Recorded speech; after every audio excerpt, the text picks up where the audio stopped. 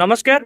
तबे देखुथिबे आमे वर्तमान अछु ढेंकानाल रो मुख्य रास्ता बस स्टैंड निकट रे जदि कहबा बस स्टैंड रे जेतेबेले गोटे मुख्य रास्ता पालटिछि एवं ए मुख्य रास्ता रे ट्रैफिक रो सुविधा पई ट्रैफिक लाइट रो मध्ये व्यवस्था करा जायछि एवं ट्रैफिक को कड़ाकड़ी करा जायछि।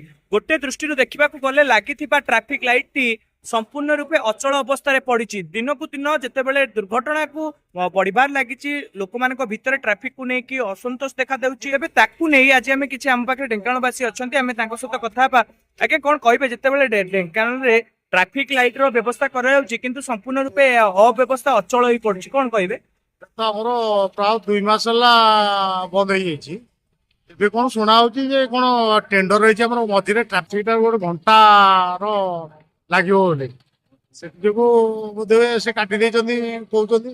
ଆମେ ତାକୁ ବହୁତ ଥର କହିଲୁଣି କାହିଁ ଟ୍ରାଫିକ ଲାଇଟ ଚଳୁନି ବୋଲି ସେ କହିବା ପରେ ସେ କହୁଛନ୍ତି ନା ଏଇଟା ଟେଣ୍ଡର ହେଇଯାଇଛି ବର୍ତ୍ତମାନ ସବଷ୍ଟେସନ ଟା ଘୁଞ୍ଚିଯିବ ଆମର ସେକଡ ପିଡବ୍ଲ୍ୟୁଡି ସାମ୍ନାକୁ ପଳଉଛି ତେଣୁ ଏଇଟା ସବୁ ସେ ଯୋଗୁ ବନ୍ଦ କରାଯିବ ବୋଲି କହୁଛନ୍ତି।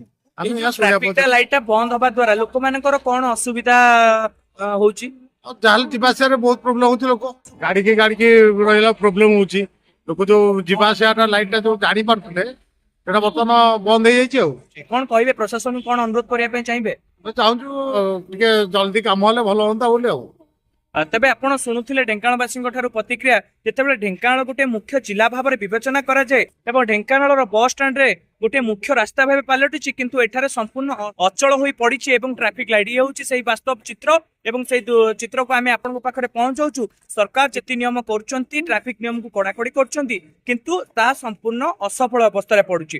तेबे देखा बाकी रहा जे या परे भी सरकार नीति केबे भांगुची एवं एई लाइट को केबे प्रचलन करा जाउछि। ढेंकानाल बस स्टैंड रु आशुतोष पाढ़ी रिपोर्ट INC न्यूज।